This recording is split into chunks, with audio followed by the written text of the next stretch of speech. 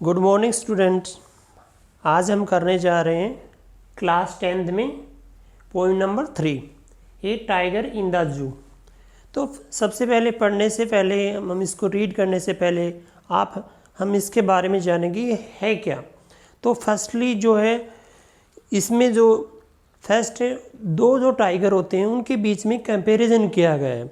यानी एक टाइगर आप बच्चे कभी गए होंगे, कभी जू में गए होंगे तो वहाँ पे एक टाइगर को देखा होगा। एक आप नेचुरल कहीं पे गए होंगे, किसी फॉरेस्ट में गए होंगे तो उसमें जाकर आपने देखा होगा एक टाइगर को। तो दोनों में डिफरेंस बहुत ही ज़्यादा होता है। तो वही बात इस पोइम में बताई गई है।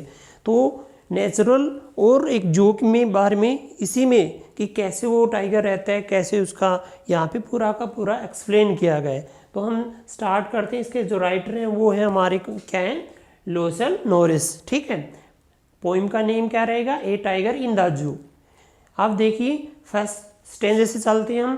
फर्स्ट स्टेंजे में कहा he stalks in his wide step the few step of his cage on pads of violet quiet in his quiet rage. कि यहाँ पर जो राइटर है लोसल नॉरिस कहना चाहता है कि he stalk in his wide spread, कि वो अपनी स्पष्ट जो धारियाँ हैं उनके साथ गर्व से चलता है और कुछ कदम किस में चलता है, ऑफ हिज केज, अपने पिंजरे में वो गर्व से कुछ कदम चलता है। और फिर वो अपने मखमली, वो कह रहा है कि फिर वो मखमली जो अपनी जो ये कह रहा है कि क्वाइट जो शांति है वो अब किस में, गुस्से में बदल जाता है। यानी अब वो किस में ट्रांसफ़र हो जाती है, वो गुस्से में चेंज हो जाती है। जैसे वॉयलेट होता है, मखमल जो क्वाइट शांति जो होती है उसकी जब चलने की जो शांति है मखमली, यानी तो वो इसमें किस में चेंज हो जाती है, इन हिज क्वाइट रेज, वो गुस्से में बदल जाती है।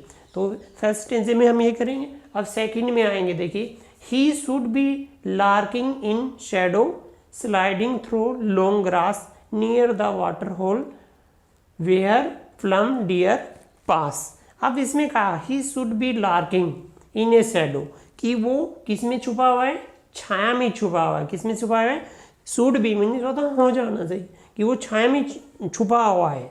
और क्या कर रहे हैं वो, जहाँ से थ्रू लॉन्ग ग्रास, कि जहाँ से लंबा लंबा घास है और वहाँ से वो आसानी से नियर द स्लाइडिंग मीन्स होता है आसानी से चलता है, नियर द वाटर होल, और वो वाटर जो होल होता है उसके पास जाता है जहाँ से वेयर प्लम डियर पास, कि जहाँ से मोटे जो हिरन है जहाँ से गुजरते हैं। यानी मतलब आप ये कह लीजिए कि वो वहाँ पे उन लंबे घास में जाके छिपता है जहाँ पे हिरन जो है वो वाटर होल के पास आते हैं, छोटे तालाब के पास आते हैं और वो उन्हें आसानी से वो कैच कर सकता है। तो वहाँ पे जाके अपने आप को वो क्या करता है, छिपा लेता है। अब देखिए आगे stanza number 3, he should be snarling around houses at the jungle edge wearing his white fangs, his clothes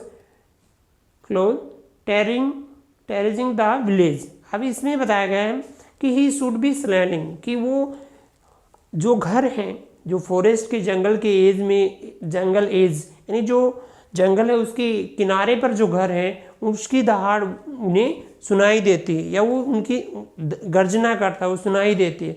तो वेयरिंग हिज वाइट फैंक्स, और वो उन लोगों को क्या दिखाता है, अपने दांत दिखाता है, अपने पंजे दिखाता है। और इससे जो गांव वाले वो क्या आते हैं, डर जाते हैं या आतंक हो जाते हैं। टेररिज्म का मतलब होता है आतंक हो जाना, डर जाना। तो इसमें बताया गया है कि वो वहाँ पे जाके अपने क्या क्या दिखाता है, गाँव के जो एज होता है जंगल का एज, वहाँ पे दहाड़ता है उन घरों के पास जाके, और अपने जो सफ़ेद जो फंक्स हैं, जो दांत है वो दिखाता है और अपने पंजे दिखाता है। जैसे गांव वाले जो होते हैं क्या देते हैं, वो क्या हो जाते हैं, आतंकित हो जाते हैं या डर जाते हैं। नेक्स्ट स्टेंजा में चलेंगे, स्टेंजा नंबर 4 में, but he is locked in concrete cell, his strength behind bar stacking the length of his cage ignoring visitor.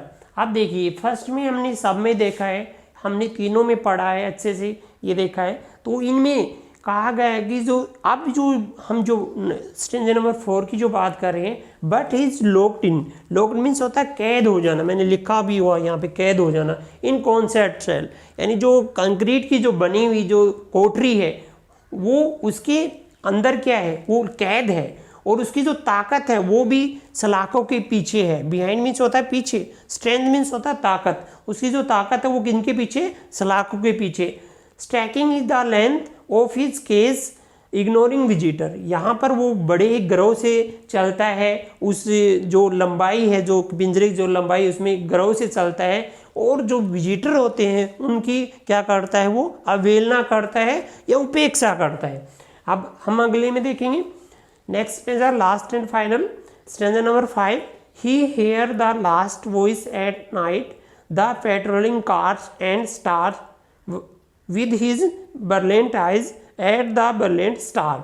तो इसमें बताया गया he hear the last voice at night, कि यहाँ पर राइटर जो नॉरिस बताना चाहता है कि लास्ट जो आवाज़ है रात में वो सुनाई देती है द पेट्रोलिंग कार, जो गश्त करने वाली जो गाड़ियाँ होती हैं, जैसे जिन इलाकों में फॉरेस्ट ज़्यादा होते हैं तो वहाँ पर जो गश्त करने वाली गाड़ियाँ होती हैं वो रात को वहाँ पे ट्रैवल करती हैं, तो जाती हैं तो उनकी आवाज़ सुनाई देती है। तो जो गश्त करने वालों की जो गाड़ियों की आवाज़ सुनाई देती है, and star and with his brilliant eyes, और वो वहाँ और वो अपनी स्टेयर मीन्स होता है देखना या घूरना, कि अपनी चमकीली आँखों से वो क्या घूरता है, तारों को घूरता है, या ऊपर जो बर्लिन जो स्टार जो चमक रहे जो स्टार हैं जो वो अपनी चमकती जो आंखों से वो घूरता है या देखता है। तो ये थे हमारे स्टेंजा 5। तो आपको मैं आई होप अच्छे से पसंद आ गए होंगे। ओके बाय बेटा।